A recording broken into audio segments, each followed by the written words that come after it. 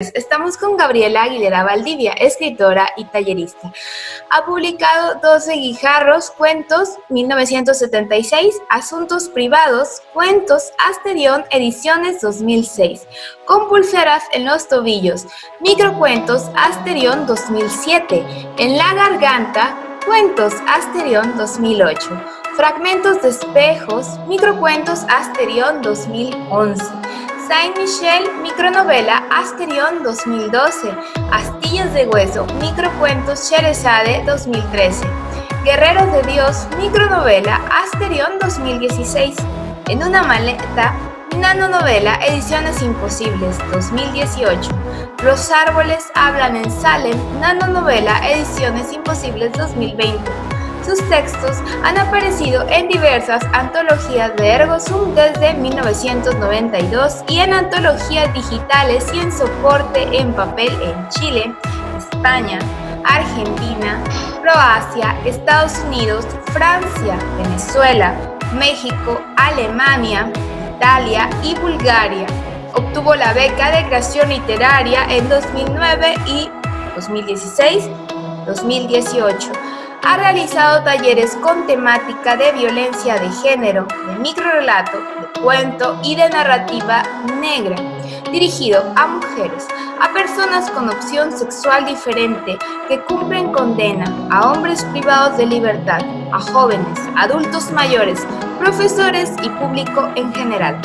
Ha participado como ponente y tallerista en eventos literarios nacionales e internacionales relacionados con el microrrelato y la narrativa negra, en proyectos relacionados con el fomento del libro y la lectura financiados por el Consejo del Libro desde el 2008.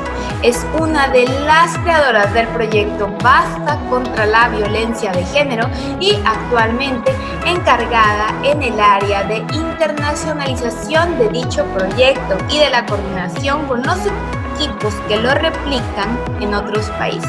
Es miembro fundadora del colectivo Señoritas Imposibles, escritoras chilenas de narrativa negra, y es miembro fundadora de REM, Red de Escritoras de Microficcionistas. Yo aprendí a escribir y escribí mi primer cuento. Tenía 6 años. Pero también en una casa, mis padres eran profesores y era una casa en la que había muchos libros. Mi papá además era músico, entonces era una casa en que había mucha música, teatro, cine, salíamos mucho a ese tipo de cosas. Entonces era un ambiente propicio. Y tenía un abuelo muy lector, tuve un abuelo muy lector también, que tenía muchos libros en su casa y cuando yo iba, por supuesto, leía todo eso, que era género negro, porque él era un fanático del hard-boiled. Entonces, esos eran los libros que yo leía de chica. Entonces era como muy natural para mí, si estoy leyendo, ahora inventar historias. De todas maneras las inventaba y las contaba. Gente que llegaba a mi casa tenía que escucharme todas las aventuras y las historias inventadas. Pero cuando ya aprendí a escribir, pude hacerlo en el papel y quedaban. Entonces, eso ya fue para siempre. Ahora que hablas de estos temas, ¿cómo concibes a la literatura?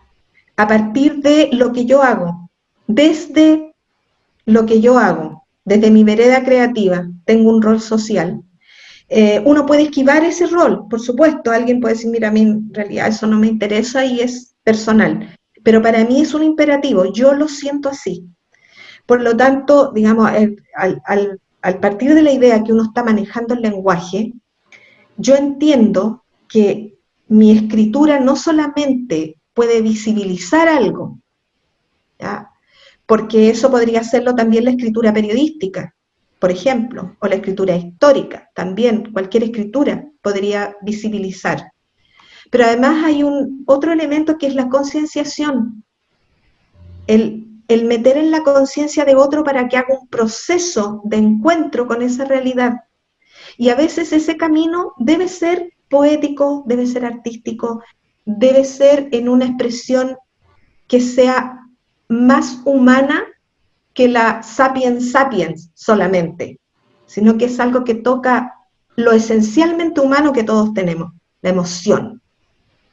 Y Y ese camino yo lo he ido comprobando en los talleres cuando trabajo otras cosas, digamos, violencia de género o violación a los derechos humanos o historia del país o evolución humana o cualquier tema, fomento lector, el que sea.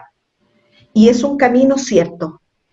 Cada persona se demorará su tiempo, es personal también. Cada uno se demorará lo que tenga que demorarse. Pero como inicio de camino, la literatura es, yo siento que es la puerta de entrada.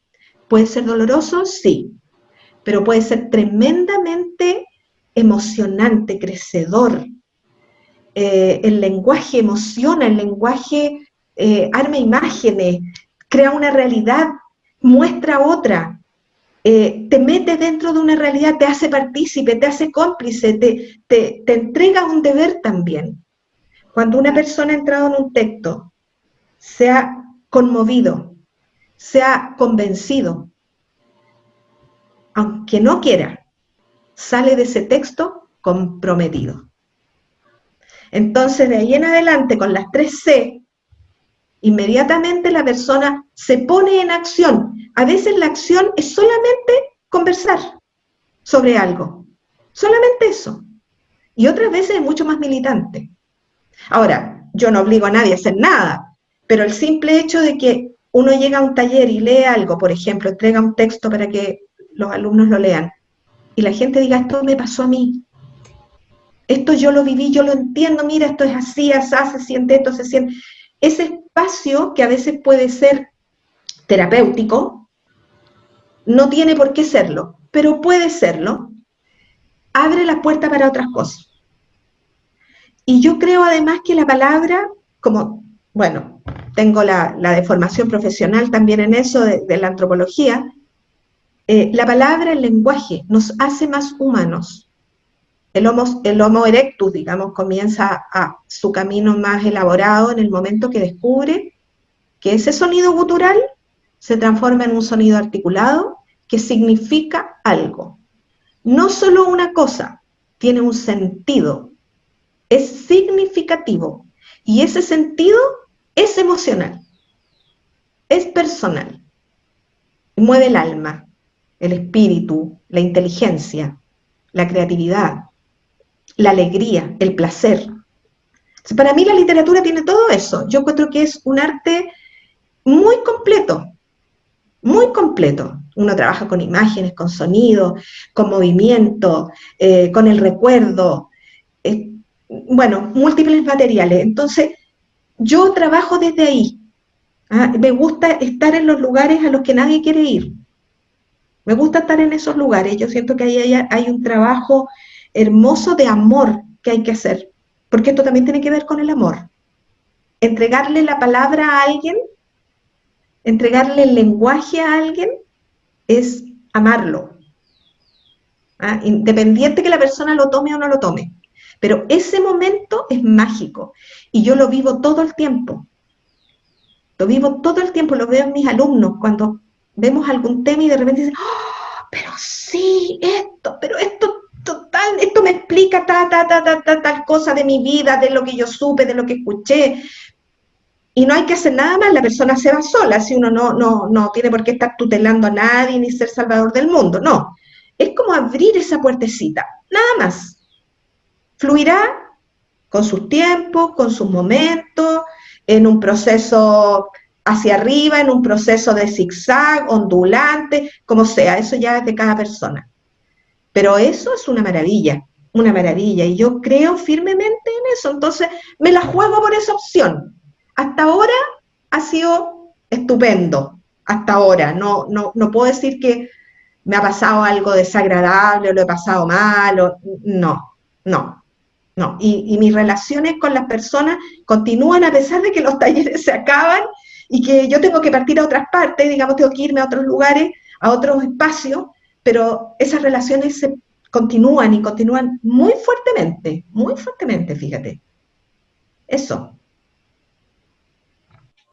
Bueno, eso con la relación externa, pero ahora que te escucho hablar, cuando te abres justamente, viertes todas estas emociones, ¿no hay algún momento en donde ti realmente te afecte como ser humano porque estás tocando y escarbando dentro justamente de recuerdos, emociones. ¿No hay algún momento en donde digas que realmente haya esta afectación y tengas que tener un espacio y un tiempo como para recuperarte y cerrar esa herida? Bueno, si es que la abres y no sé. Sí, no, sí, sí, sí, evidente. Mira, Pía Barros decía, la escritura pasa por el cuerpo. Y la escritura pasa por uno, por el cuerpo, por su mente, por su corazón, por sus sueños, por sus pesadillas, por todo. Sí, lo he vivido y ha sido, bueno, cuando estoy en esos momentos yo digo, yo sé que esto es parte de escribir. Ese era el sueño de todos nosotros, ir a estudiar antropología a la UNAM en México. O sea, eso hubiera sido en esa época, que era muy difícil que eso ocurriera.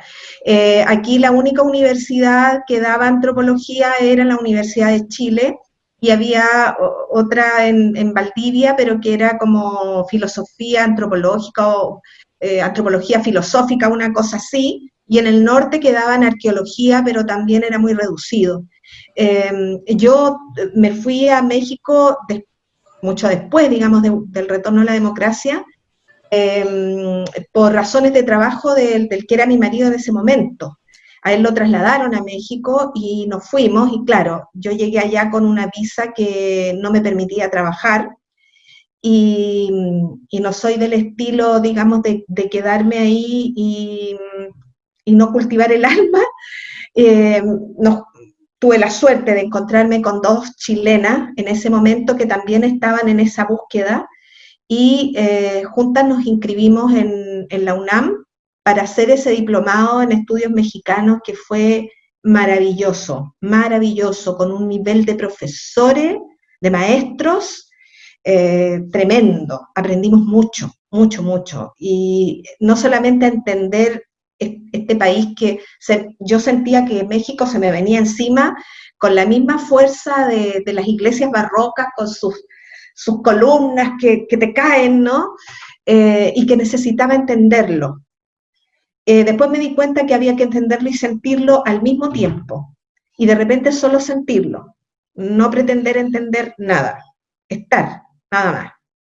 Pero al principio fue estresante porque primero yo sentía que por qué me iba de mi país si había vivido durante la dictadura acá, y no tenía nada, me obligaba a irme a otro país, y resulta que ahora que había vuelto la democracia, que la cosa estaba más o menos bien, yo tenía que irme.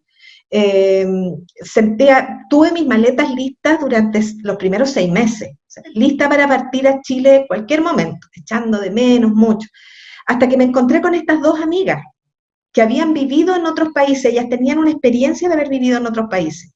Y eso me ayudó muchísimo, porque ya ahí logré armar red, contacto, conversar mucho, llorar si había que llorar, ¿te fijas? Pero también me fui encontrando a mí en México, y después me costó mucho el regreso, me costó también. Pero ya conocía el camino, así que pude ir haciéndolo más rápido, pero me encontré a mí también allá. ¿Cómo influye el salir, esos exilios que son voluntarios, pero que finalmente alejan de la tierra, y eso cómo se va a ver reflejado también en la labor de literatura? ¿En ese tiempo seguías escribiendo? Sí, seguía escribiendo, pero estaba abocada a otras cosas. Y a mí México me entró mucho por la parte artística, por el lenguaje y por la historia. Entonces me dediqué a aprender eso, a buscarlo, a aprenderlo, y mis hijos también, porque como estaban en edad escolar, también me iba llegando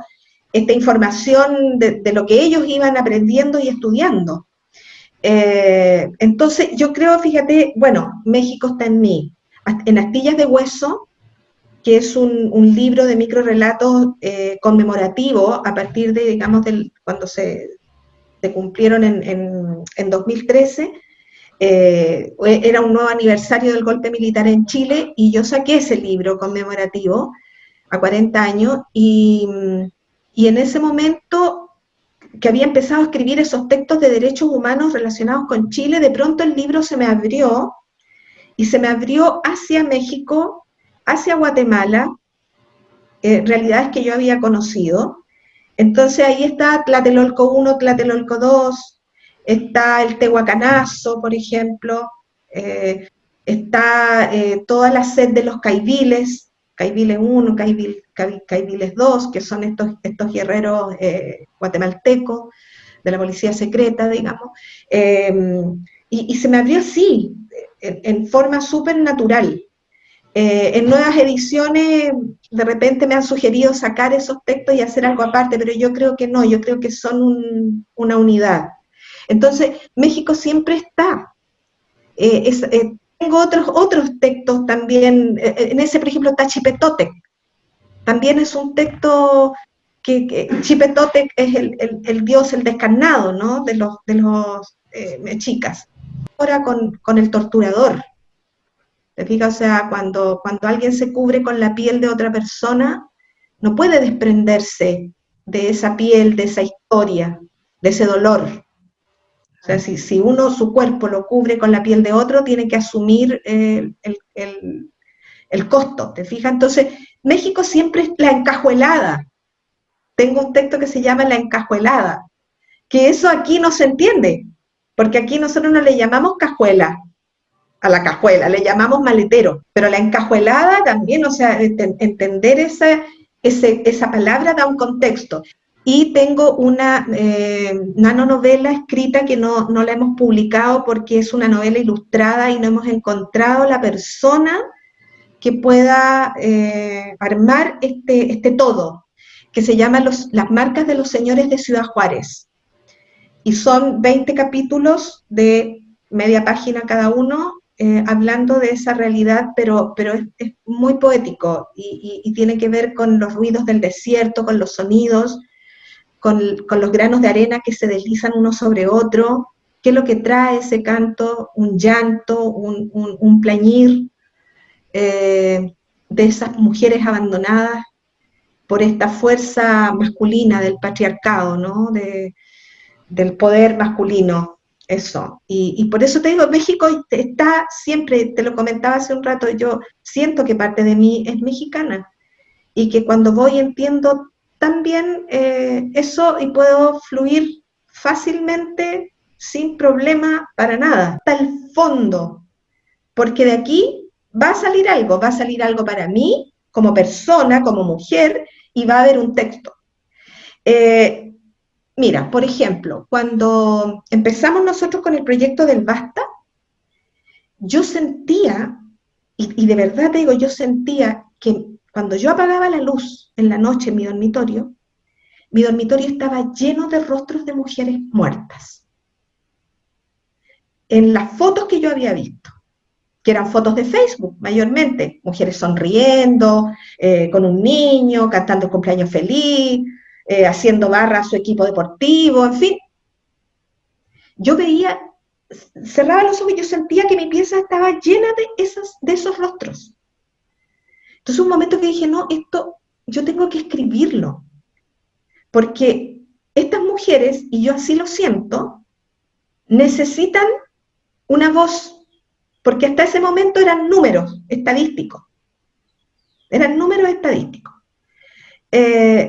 Y empecé a escribir una serie de microrelatos, que están en fragmentos de espejos algunos, sobre las historias de esas mujeres.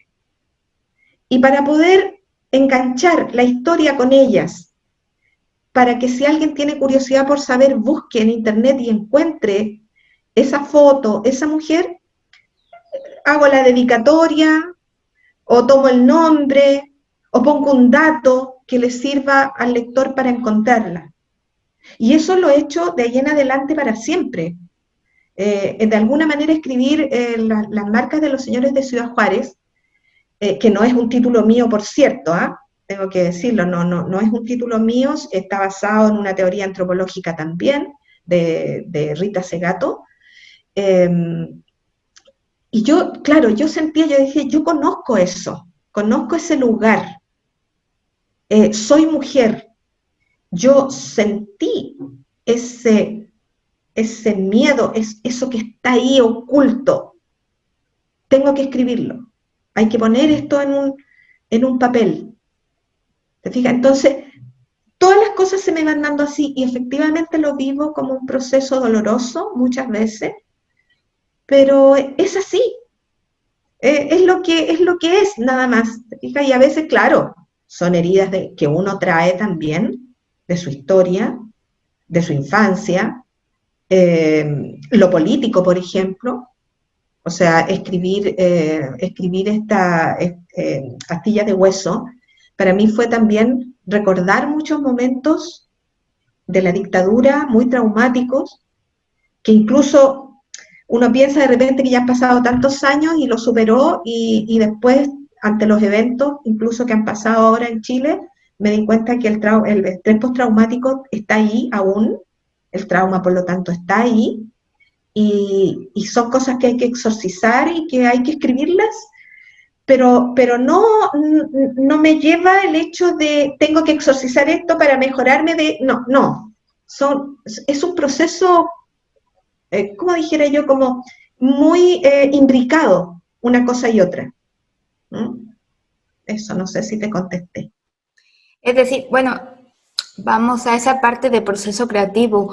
Tú sientes la necesidad de escribir y escribes, sería eso. No hay un horario, no hay... ¿Cómo es este proceso que tú tienes para escribir una minificción, un cuento? Mira, yo creo que también no estoy buscando las historias, yo siempre digo las historias me buscan a mí porque en realidad han llegado a mí por unos caminos muy extraños. Así que yo solo espero que lleguen, porque sé que se me van a cruzar en algún momento. Por ejemplo, Guerreros de Dios es una micronovela que trata sobre la guerra de los Balcanes en el año 95. O sea, es un lugar que no tiene nada que ver con Chile, está lejos. Nosotros no tenemos mucho contacto con serbios, o sea, no hay cómo, no hay por dónde así haya una línea recta. Y cuando yo estuve en una feria en Mendoza, presentando el Basta, por cierto, que era otra cosa, nada que ver, después que terminamos la presentación fui a darme una vueltecita por los stands y de repente voy pasando por fuera de uno, en el pasillo, y me cae un libro de una estantería y me cayó pero así en la cabeza. Lo veo en el suelo y decía El lenguaje de los huesos, Kliakov, antropóloga forense, qué sé yo. Entré y lo compré, empecé a leerlo porque era el trabajo del antropólogo forense. Hubo otros cruces ahí con mi pasado, con nombres que están puestos ahí y las significancias que tenía para mí en esos años, cuando yo estudiaba antropología, estaban dedicados a la investigación, a escuchar testimonios, a ver los juicios de La Haya, poder seguirle la pista a los asesinos del Estado y poder armar esta historia completa. Fueron 3 años. Ese libro hoy día llegó a donde debía llegar y está ahí cerca en el Museo de los Derechos Humanos de Srebrenica. No sé si alguien lo va a leer porque está en español. Y como le decían a mi hijo que lo llevó, le dicen, pero ¿cómo este libro no está traducido al inglés por lo menos? Y ahí estoy parada en eso, te fijas, pero esa historia me encontró. San Michel, yo estaba trabajando en la cárcel y escucho estos sonidos, ese lenguaje, entonces empecé oye, a ver, pero dime qué significa esto y por qué le dicen así, ¿por qué?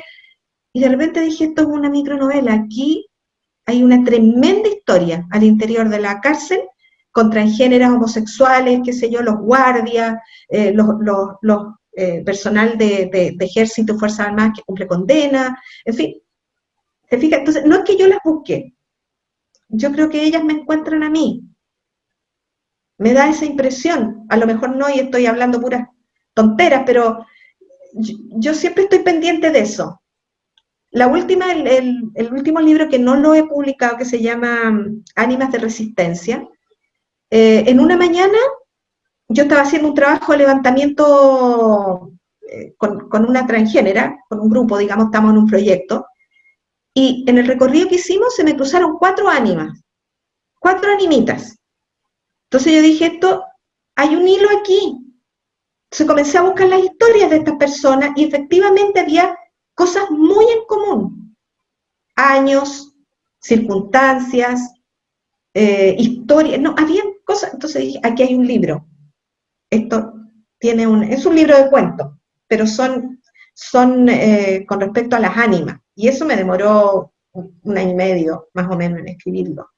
¿Te fijas? Entonces, son cosas que pasan en lo cotidiano, yo creo que a todo el mundo le pasan, ¿ah?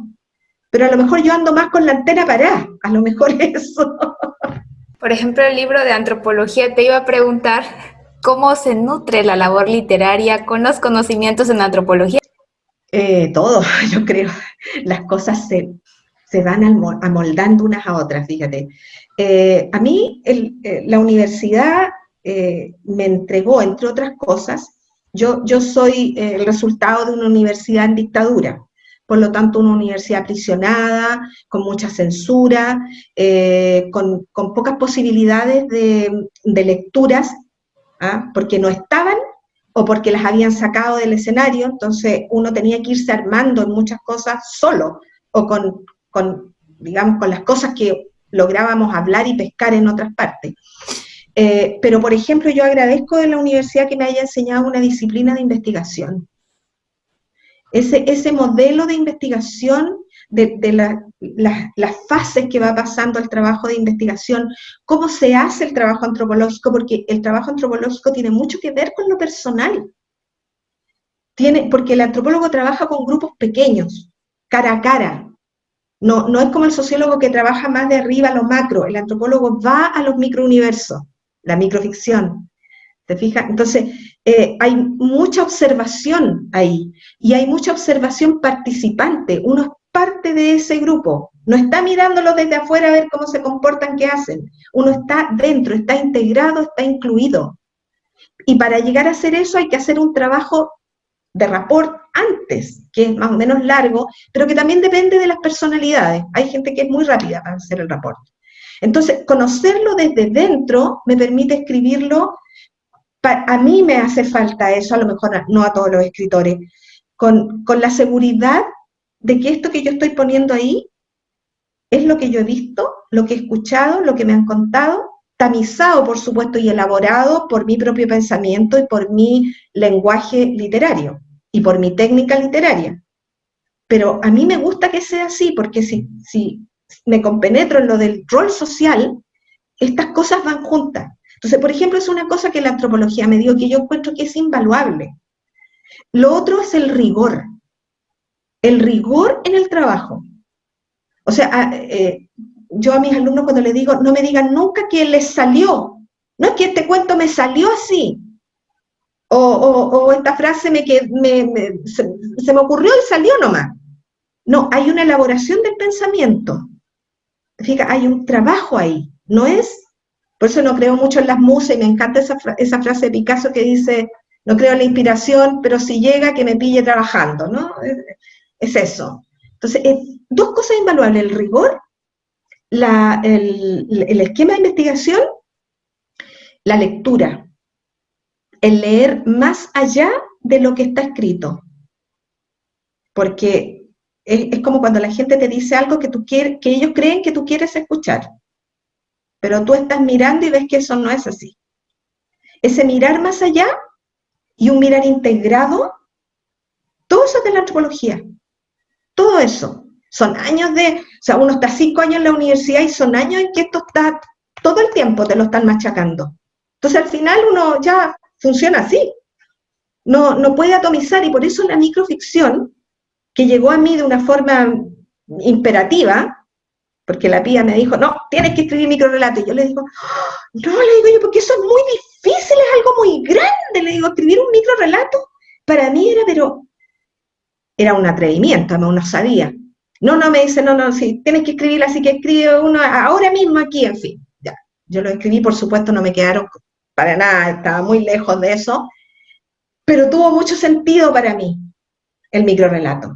Cuando ya empecé además a leer teoría, a leer a Lagmanovich, leer la Lolita Koch, todos los que han venido después, Lauro Zavala, la Violeta, en fin, bueno, Miriam Di Jerónimo, para qué decir, y todas las teóricas y teóricos, para mí tiene un sentido absoluto el microrelato con esta realidad, la realidad fragmentada, tiene un absoluto sentido.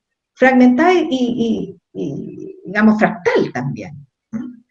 Entonces, te fijas, todo se va uniendo, se va potenciando, se va articulando. Al final es así, yo creo, ¿ah? Y yo creo que para todos los escritores debe ser igual, ¿ah?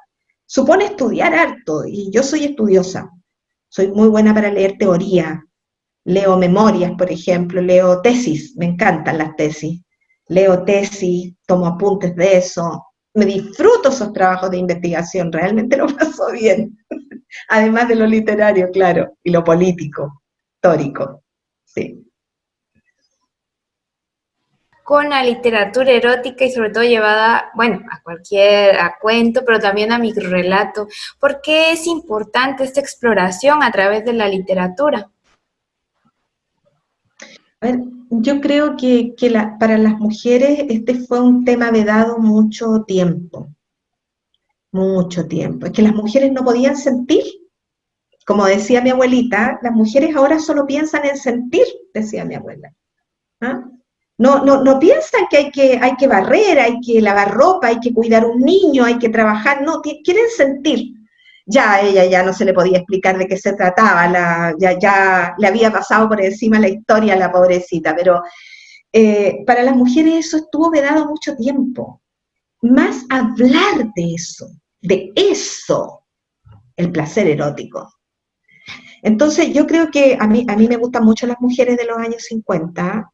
No quiero decir que antes no hubo escritura erótica porque la hubo, pero las mujeres de los años 50 como que abrieron una puerta a muchas cosas que después las sesenteras, las setenteras aprovechando, digamos, y eso ha sido muy, muy bueno para todas. Pero la mujer de ahí en adelante, las escritoras, se apropiaron de ese espacio, que también tiene que ver con el lenguaje. Nosotras usamos el lenguaje de otra manera que los hombres. Los hombres cuando escriben erótica son súper concretos, son muy concretos, arman imágenes concretas. Para nosotros es metafórico y concreto, las dos cosas. Y al ser metafórico es profundamente emocional.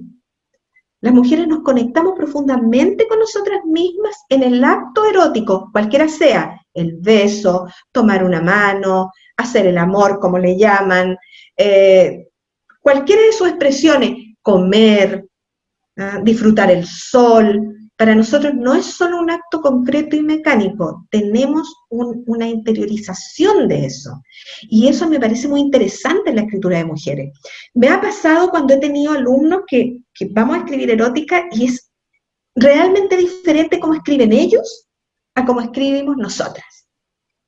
Y cuando yo intento explicarles esto, para ellos es muy difícil. De repente le digo, pregúntale a tu compañera, pregúntale a una amiga, pregúntale a tu hermana, porque no escribas de algo que no conoces, y algo como esto tan profundo. Por eso que nosotras a veces nos pasa con las señoritas imposibles, que leemos estos personajes femeninos que escriben los escritores, que construyen los hombres, y no, o sea, esto es como ellos creen que nosotras sentimos, pensamos, hacemos, es como ellos creen, pero no nos preguntan. Y sería simple, preguntar. Oye, ¿qué hablan las mujeres cuando están juntas? ¿De qué conversan? Siempre piensan que nosotros hablamos de chismes, de moda, de los hijos, nos quejamos de los maridos y de las nanas las que las tienen. Siempre piensan que esos son los temas. No tienen ni idea, no se pueden imaginar cuáles son nuestros temas. Yo a veces digo, mejor que no lo sepan, es nuestro aquelarre, pero otras veces digo, esta es una dimensión riquísima para la humanidad. Nosotros hablamos de cosas ancestrales, nos reímos mucho. Nosotras nos reímos mucho, mucho. Somos pícaras. También nos damos recetas de muchas cosas, no solo de cocina, de otras cosas, de la vida. Nosotros nos leemos entre nosotras. Nosotros miramos a una mujer y sabemos, como una anécdota que siempre la Pía la contaba, que hay un grupo de mujeres, llega otra, ¿cómo estás?, le preguntan, y ella dice, y las demás saben qué es lo que quiere decir ese sonido, esa forma en que ella pone las cejas o los hombros, saben a qué se refiere. Y a veces la respuesta es, y ella también sabe, es otro lenguaje, es un lenguaje, el paralenguaje, el cuerpo, el tono de la voz, no lo que se dice. ¿Te fijas? Entonces, yo creo que ahí hay una dimensión de riqueza para la humanidad. Esto del feminismo, digamos, es un espacio de riqueza para la humanidad. Yo no sé si los hombres lo pueden entender. Hay algunos que tratan de entenderlo, hay otros que se han metido en esto y se sorprenden todo el tiempo de lo que encuentran, de lo que ven. No pueden creer a veces, porque las mujeres hablamos de todo, de todo. Y cuando hacemos reuniones, nuestras reuniones tienen tema. No es como nos juntamos a tomar el té. Hay un tema previo.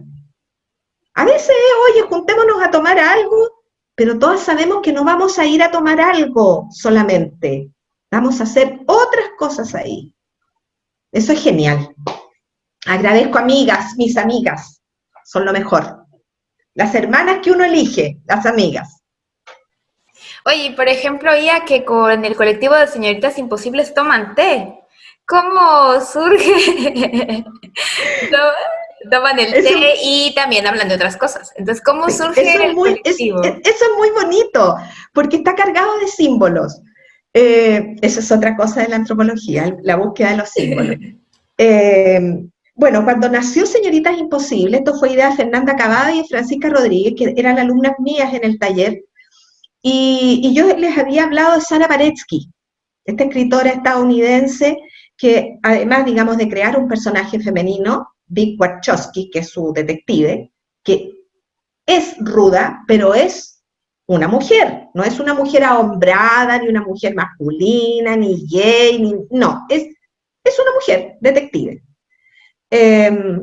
Y yo les hablaba de Sara Paretsky y les conté que Sara Paretsky había fundado esta agrupación que se llama Sisters in Crime, que agrupa escritoras, lectoras, editoras, mujeres que les gusta el género negro, que lo escriben o lo trabajan. Y habíamos estado hablando de las escritoras chilenas de género negro, que somos pocas en general, y las que hay, de esas pocas, que ya somos pocas, hay muchas que no han publicado y que no se atreven a publicar aún, o que no quieren hacerlo, en fin. Entonces se nos ocurrió armar este colectivo ahí, bueno, se les ocurrió a ella, me integraron, yo dije, pero por supuesto, démosle nomás, pero no podemos ser nosotras tres, hay que agrandarlo, en fin, y ahí se integró Claudia Faral, Lorena Díaz y Bela García en ese momento. Así que armamos nuestra primera reunión donde decidimos muchas cosas.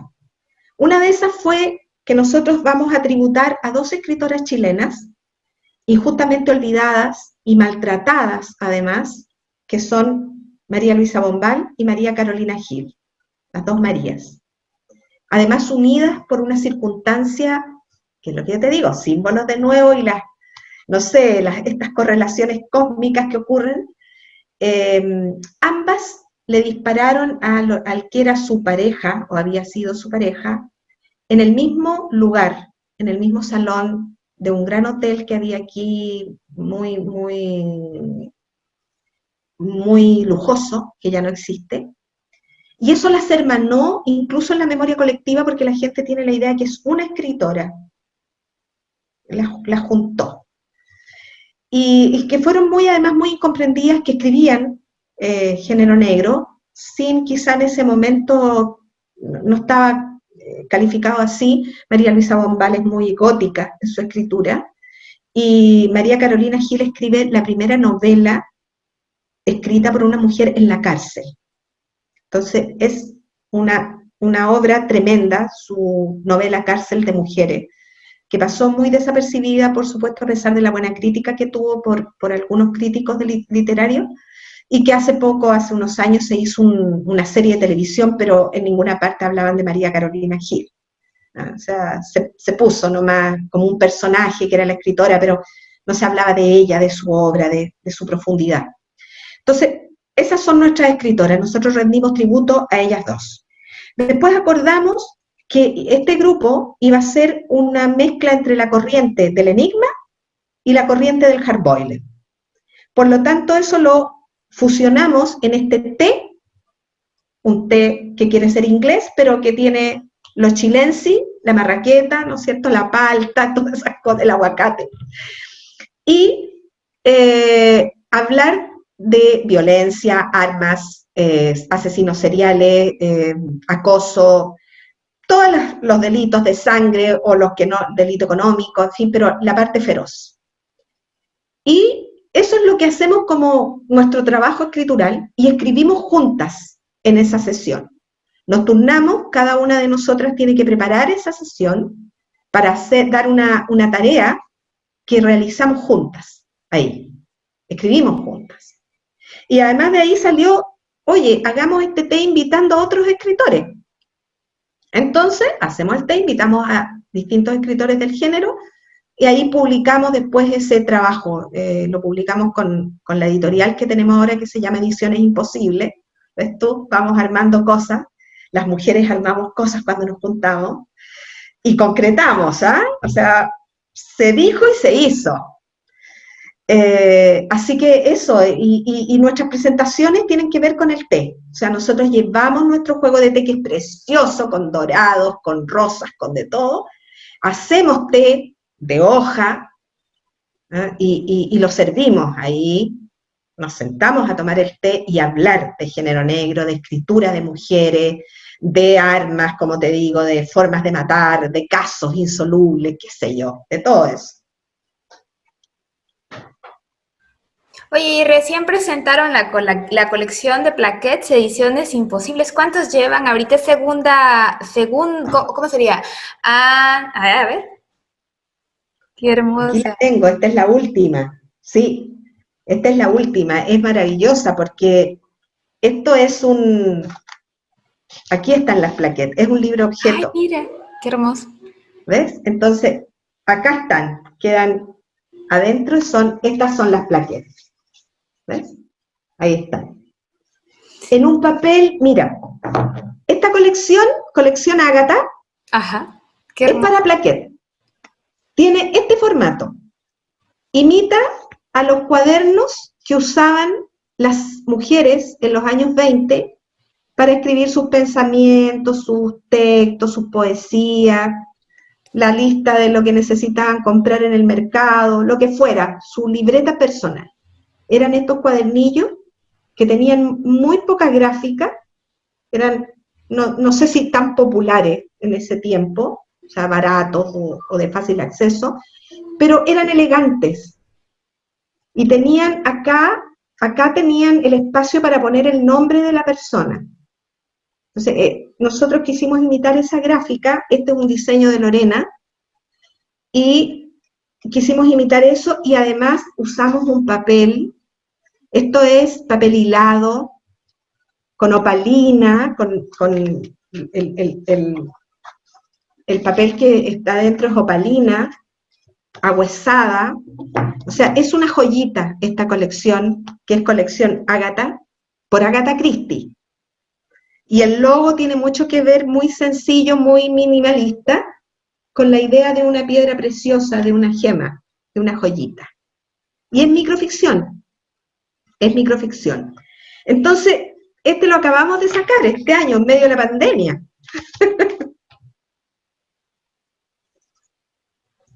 Es bellísimo realmente y me gusta mucho cómo lo disfrutan. Vi que sacaron una serie de trabajos y pláticas con editoras chilenas y uno tocó justamente para hablar de la colección y me encantó realmente. Mira, es que lo pasamos, ves tú, las mujeres, nosotros lo pasamos bien además, vamos haciendo estas cosas. Mira, nos demoramos en tomar decisiones, de repente, no, es que hay que ponerle la letra aquí, que me gusta esta otra. Lorena a veces nos manda 5 o 6 versiones, elijan. Entonces, no, que esta, que la otra. Pero una vez que se tomó la decisión, vamos, con todo. ¿Fijan? No, sí. Bueno, y que ahora están a la venta, ¿dónde los pueden conseguir? Porque veo Bueno, a través de Ediciones Imposibles. A través de Ediciones Imposibles, porque en medio de pandemia, como no pueden estar en ferias, no hay ferias ni nada de eso, se ha tenido que vender a través de internet. Pero ahí decidimos que todo lo va a ser Ediciones Imposibles porque no nos da para hacerlo de otra forma.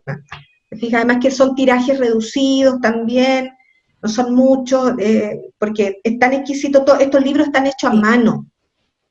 Lorena los hace junto con Adrián, que es su marido, trabajan ellos esto a mano. Entonces es una pieza, cada uno de estos es una pieza, una pieza de arte. Claro. Por eso que estamos tan orgullosas de nuestras colecciones, todas. Este otro fue el que sacamos con Cherezade, que fue nuestra primera antología. El té. Y esta es nuestra ilustradora, la Pamela, esta es nuestra ilustradora, esta es nuestra gráfica. ¡Wow! Es muy lindo.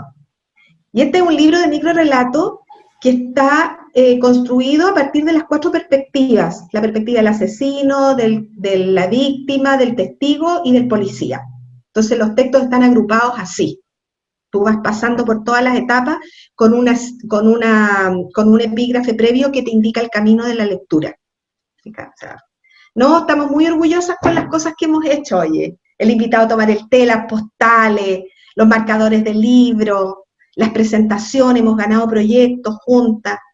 Nuestra presentación es performática. Nosotras vamos siempre de negro, pero con algo de color. Y ponernos de acuerdo en el color no es tarea simple, no es tarea fácil. No, cuando alguien dice amarillo, no, es que a mí se me ve pésimo el amarillo, no puedo, bueno, rojo, no, es que ya lo hicimos la vez anterior, bueno, azul, ya, ¿qué azul? Alguien manda una paleta, están todos estos, ay, podría ser este, lo otro, en fin, mira, pero a lo mejor por eso también lo pasamos tan bien, fíjame, en esta discusión y encuentro, decir, ya, vamos con este color.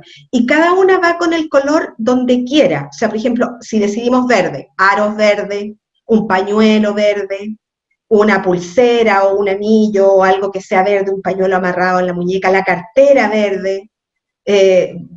Claudia Fará siempre se pone flores en el pelo, fíjate, entonces pone la flor del color que a veces los lentes cae justo, tengo lentes de ese color, me los pongo.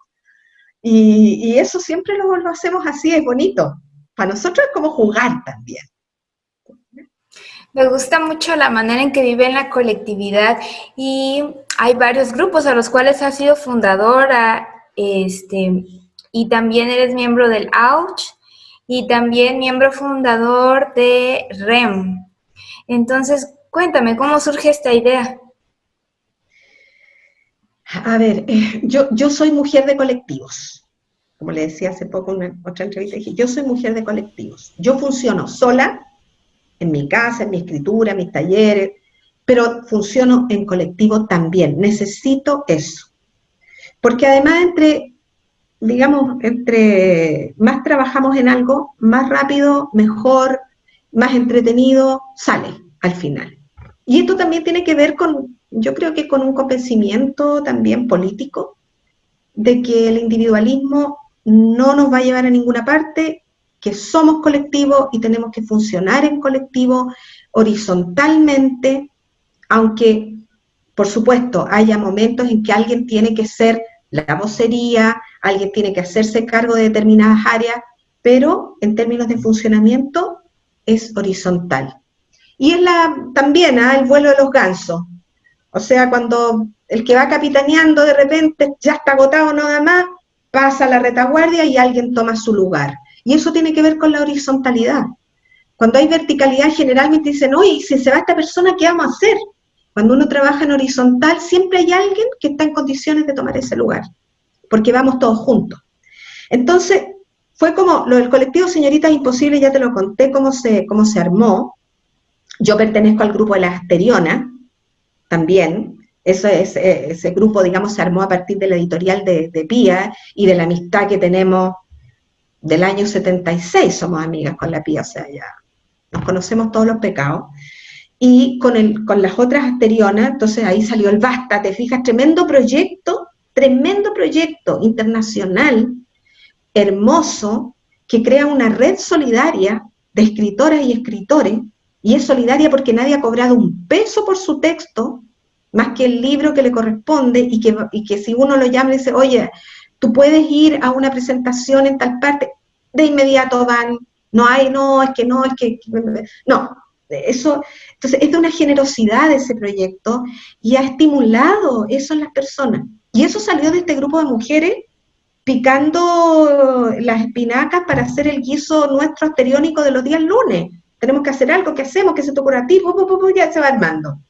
Entonces pertenezco a ese grupo también, y bueno, lo de REM surgió a raíz de una experiencia de una de las que hoy día es una de las fundadoras, Mónica Cazón, que fue una experiencia muy violenta que ella vivió en un instante, digamos, con respecto a algo, a un logro de ella. Y en ese momento dijimos, esto no puede ser. O sea, nosotros ya teníamos un chat, las mujeres microficcionistas, que había armado Violeta Rojo.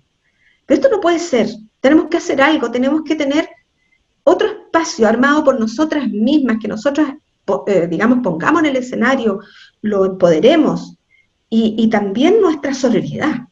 Y ahí surgió la idea de REM, y nos demoramos, tú sabes, Carla, una enormidad, porque había que tomar decisiones, opinábamos todas, teníamos que estar todas de acuerdo, o mayoría, minoría, pero es una cosa consensuada. ¿Te fijas? No es que alguien mande, lleve el pandero, no. Somos todas. Horizontalidad. Yo creo que eso es una clave para que las cosas funcionen. Es que yo creo que es básico, ¿sabes? Y creo que es esencial, y creo que es ancestral, y que es la salida y la explicación. Cuando, ya esto lo voy a hablar también desde el punto de vista antropológico, pero en el fondo cualquiera que tenga el conocimiento mínimo de la evolución del hombre tiene como armar el cuento.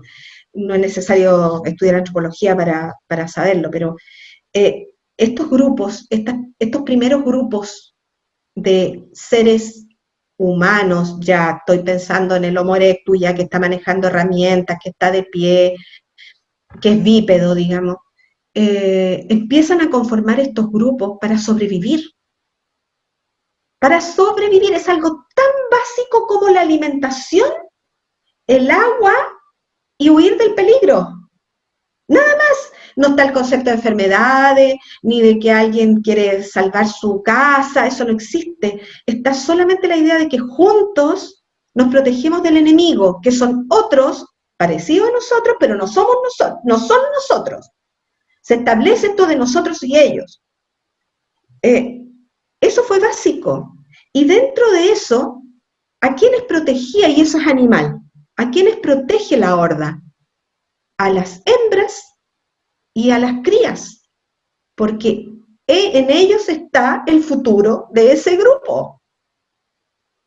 Las hembras quedan en las cuevas, esto es como de básico también porque son las que paren y tienen, digamos, la cría esos 9 meses y tienen que alimentarla y todo, y hay que protegerla, porque si el enemigo mata a esa hembra y a esa cría, el grupo se acaba. Entonces ahí las mujeres empiezan a desarrollar ciertas cosas como, sí, pero yo también voy a ir a buscar los frutos, buscaban los que estaban más cerca, a recolectar, mientras los hombres tenían que ir más lejos a cazar, porque además, si le disparaban, ¿no es cierto?, a esa presa, a ese animal, el animal corría herido y ellos tenían que seguirlo hasta que agotado cayera y pudieran matarlo y despostarlo y volver con la presa a la cueva. Entonces las mujeres fueron estableciendo esos lazos de cooperación. Tiene que ver con la sobrevivencia. Entonces yo digo, ¿por qué hoy día para nosotros es tan difícil entender eso? ¿Por qué si está en nuestra naturaleza ancestral, animal, estar en grupo? De hecho, cuando pasan estas cosas de seguridad, la gente se junta. No, tenemos que poner seguridad, tenemos que hacer esto, hay que poner luces, en fin. Pero siempre buscan medidas externas. ¿Te fijas? Contratemos una empresa que nos cuide. No, oye, yo conozco a mi vecino y sé que mi vecino no se está cambiando de casa, así que si hay alguien con un camión de mudanza sacando los muebles, significa que le están robando. ¿Te fijas? O sea, ¿cómo recuperar eso? Yo creo que hace poco lo conversaba con con unos amigos. Yo creo que nosotros en América específicamente llevábamos un camino natural. América fue el último continente en poblarse, los hombres entraron por el estrecho de Bering, llegaron caminando hacia el sur, junto con el caballo también, ¿no es cierto? O sea, hicieron ese recorrido y nosotros íbamos en ese proceso. Es cierto, había imperios, el imperio mexica, el imperio inca, había imperios, sí, pero era una cuestión natural, no había nada forzado ahí, era parte del proceso evolutivo de la cultura, nada más, que no es necesariamente, como digo, en línea recta, ni en línea en subida, puede ser curvo, no sé, zigzag. Y entonces viene el descubrimiento y la conquista, que tajea, porque no la corta, le hace un tajo a nuestro proceso. Y bueno, y ahí se arma lo que tenemos hoy. Hay un imperio que nos cae encima, que le cae encima a los imperios que había aquí, ¿no es cierto? Ocurre este sincretismo del que hablábamos, porque no hay otra posibilidad para el vencido, a pesar de que el vencido se guarda su cartita bajo la manga, ¿no es cierto? Y cuando los mexicas entran a esa catedral que habían construido con las piedras de sus templos, van agachados, ¿no es cierto?, cantando algo, una letanía, que los sacerdotes decían, ya los convertimos. Y lo cierto es que ellos estaban adorando, ¿no es cierto?, a Coatlicue, que estaba ahí sobre ellos, su diosa de la tierra. Entonces, todo eso nos quedó ahí. Yo pienso ahora en esto que está ocurriendo en Chile con los mapuches. Los mapuches llevan toda la historia después del descubrimiento y la conquista peleando. No han dejado ni un día de pelear, ni uno. Entonces, ¿cómo nosotros no podemos recuperar esa matria, esos valores, más allá de creer en los dioses, en este contacto con la naturaleza, de respeto con la naturaleza, porque cuando la naturaleza se acabe nos vamos a morir todos de inmediato? Entonces, mira, me disgregué, pero pensando en esto de la clave está en el colectivo, entre todos. Si no lo hacemos todos, no va a estar bien. Tiene que ser entre todos, protegiendo a los más vulnerables, los viejos, los niños. Fíjate, tenemos que tener esa claridad. No puede ser que nuestros viejos se estén muriendo de hambre con unas pensiones horribles cuando han trabajado toda la vida. ¿Cómo no hay en esos empresarios o en esos inversores, inversionistas, un mínimo de lucidez? Entonces, cuando yo veo acá que en nuestro sistema de pensiones, en un gobierno con un presidente de izquierda, Ricardo Lagos, se firma un documento en que dice que estas pensiones le tienen que alcanzar a las personas hasta los 110 años. Nadie vive 110 años. Entonces el dinero que han acumulado lo dividen en 110 años, pero el viejo se muere antes. Y eso queda, se supone, herencia para sus hijos. Pero a las herencias aquí le descuentan el 40%. Entonces, ¿te fijas? ¿Dónde se va eso? O sea, ¿cómo no hay un mínimo de lucidez? Yo creo que ahí hay una clave y los tiempos que estamos viviendo son una oportunidad, creo yo, fíjate. Ahora, ¿la iremos a aprovechar o no? No lo sé. No lo sé. De pronto es muy difícil desmantelar estas cosas que nos han metido. Por ejemplo, lo del esfuerzo. Aquí en Chile se usa mucho eso. El esfuerzo. O sea, si tú consigues algo es por tu esfuerzo. No porque hayas tenido oportunidades, porque te hayan ayudado, porque además hiciste un esfuerzo, porque además hay una valoración de tu trabajo. No, es tu esfuerzo. O sea, el que no consigue nada es porque no se esforzó. No porque no tuvo oportunidades, no porque recibió una educación de porquería, no. Es porque no se esforzó, no se levantó más temprano. Eso es tan capitalista. Yo creo que ahí, como te digo, hay un secreto que nosotros deberíamos poder develar. No sé si podamos. América Latina entera es un misterio. Pero yo tengo la esperanza que mis nietos puedan verlo. A lo mejor yo no, pero que mis nietos lo puedan ver, fíjate. Tengo esa esperanza. Ya, no sé. Eso. ¿Viste que me acaloro con estos temas? Los árboles hablan en Salem. Sí. Bueno, este librito, esta historia, la escribí porque estuve en Boston, donde estaba mi hija en ese momento, y fuimos a Salem. Pero a mí no me interesaba ver esa calle principal llena de las tiendas, porque eso uno lo puede ver en cualquier parte también, digamos. Sino que quise caminar la ciudad. Y cuando empezamos a entrar en las calles, yo empecé a sentir cómo los árboles emitían un sonido. Y era un sonido muy extraño que yo no había escuchado antes. Y es curioso porque aquí en Chile también hay de esos árboles, pero nunca lo había escuchado. Entonces yo empecé a sentirlo y dije, no, esto aquí hay algo. Y sentí que allí había un lamento, fíjate, un llanto, un lloro. Entonces dije, este libro hay que escribirlo, pero hay que escribirlo desde ese lugar. Bueno, después supe que esos árboles se llamaban árboles de la langosta, porque tienen un fruto que es alargado. Cuando se seca y se frotan uno con otro, hacen un sonido.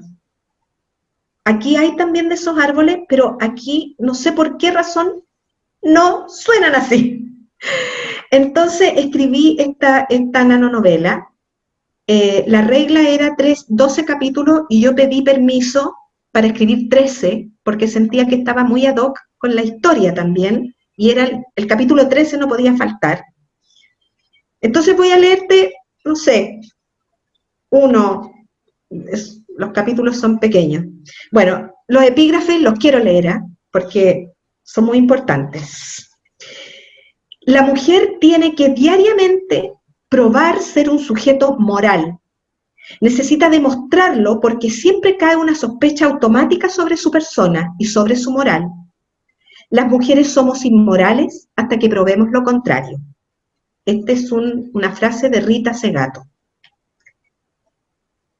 El segundo epígrafe es el siguiente. Somos las nietas de todas las brujas que no pudiste quemar. Somos el presente que no podrás callar. Este es un grito que se deja sentir en las marchas feministas. Ya, entonces, vamos con el capítulo 1.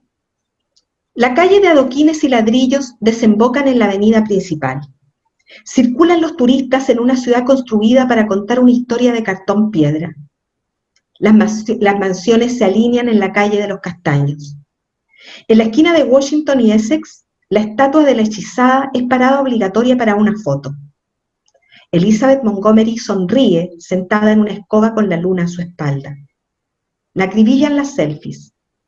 Más allá está la tienda donde se venden los blackjacks, dulces de melaza con tradición colonial. Calabazas, tiendas decoradas con telarañas de fibra de vidrio, espectros, fantasmas de papel y telas ondeantes. Todo es algarabía en la ciudad de las brujas en Massachusetts. Siempre es Halloween en Salem. Más allá de la avenida, más allá de la escenografía, restaurantes, cafés, logos de brujas hasta en los autos policiales y el trick or treat, está la Salem verdadera, detenida en Proctor's Lake, el lugar de los ahorcamientos, la casa de las 7 tejas y el memorial del viejo cementerio, tierra de entierro. La historia circula en la grupa del viento que arremolina las hojas doradas y rojas del otoño.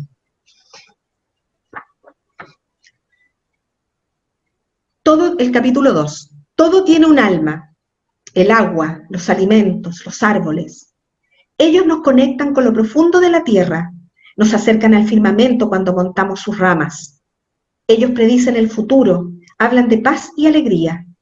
Los bosques son la casa, nuestro escondite, protección abovedada, secreto y magia. El árbol más especial es uno de tronco delgado que pierde sus hojas abusadas en el otoño. Los racimos de flores estallan y sus frutos aseguran la inmortalidad. Es el árbol de la vida y su historia viene del principio de todos los inicios. Los árboles cuentan nuestras vidas marcadas a fuego en letras escarlatas. Hablan del ayer enloquecido y cruel que debimos vivir. Los árboles son los compañeros de las mujeres, de las brujas. Esta es nuestra tierra. Aquí se levantan arces, robles, sauces blancos, abedules, árboles de la langosta de miel. desafían las fronteras del tiempo, sus copas tocan el cielo. Cuando el viento los acaricia, sus hojas cuentan nuestro dolor, hablan de nuestras lágrimas, del miedo, denuncian la injusticia cometida con nuestros cuerpos, revelan, susurrantes, nuestra historia. Bueno, ahí no sé si querés que te lea otro, pero ya ahí me meto en la historia como de lo que ocurrió, ¿no? Es muy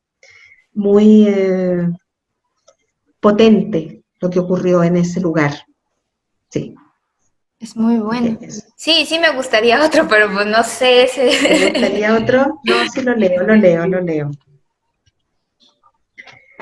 Bueno, me metí en los juicios, ¿no? Lo que está escrito en los juicios. Y hay un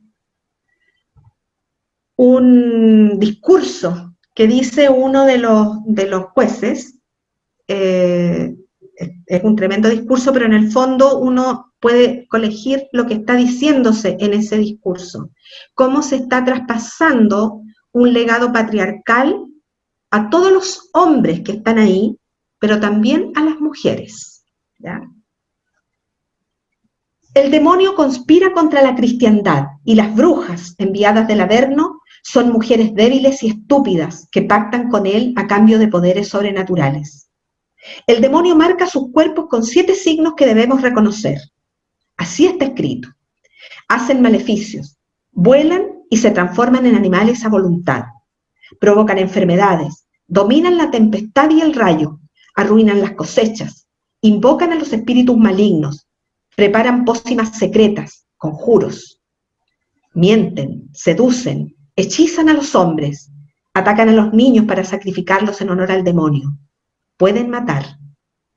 Se reúnen las noches de viernes en lugares ignotos, donde los árboles les ocultan de los ojos humanos. Allí adoran al demonio, copulan con él, se restriegan lascivamente con demonios menores y machos cabríos, trepan a los árboles y frotan sus partes pudendas en las ramas. Es pecado la brujería, y también es pecado dudar de la existencia de las brujas. Debemos vigilar, sospechar y acusar. Debemos evitar la ira de Dios. Debemos hacerlas desaparecer con su carga de perversidad. En el interrogatorio hay que confundirlas, desconcertarlas. Sin tormento no hay confesión verdadera. Ellas alegarán inocencia entre llantos y súplicas. Las pruebas pueden fallar, pero las brujas siempre son culpables. Bueno, esta forma de ver a las mujeres en este momento, en los 1600, tiene mucho que ver con instructivos que salían de Roma. Y en uno de esos instructivos habla de cómo debe ser el proceso para juzgar a las brujas. Entonces, parte de eso decía, por ejemplo, si la bruja llora, es culpable. Si no llora, es culpable. ¿Te fijas? Si la metemos al agua y se hunde, es culpable. Si flota, es culpable. La bruja, la mujer, en el fondo, siempre es culpable. No importa lo que haga, siempre es culpable. Entonces hay un mensaje. Debemos sospechar. Las mujeres seducen. ¿Te fijas? No es que el hombre tomó la decisión de serle infiel a su esposa con la mejor amiga de su esposa. No, fue la mujer la que lo sedujo. Y él estaba ahí. Era inocente. Le cayó encima. Y muchas mujeres apoyan eso. Se apropian de ese discurso patriarcal, machista, misógino, y lo llevan a cabo.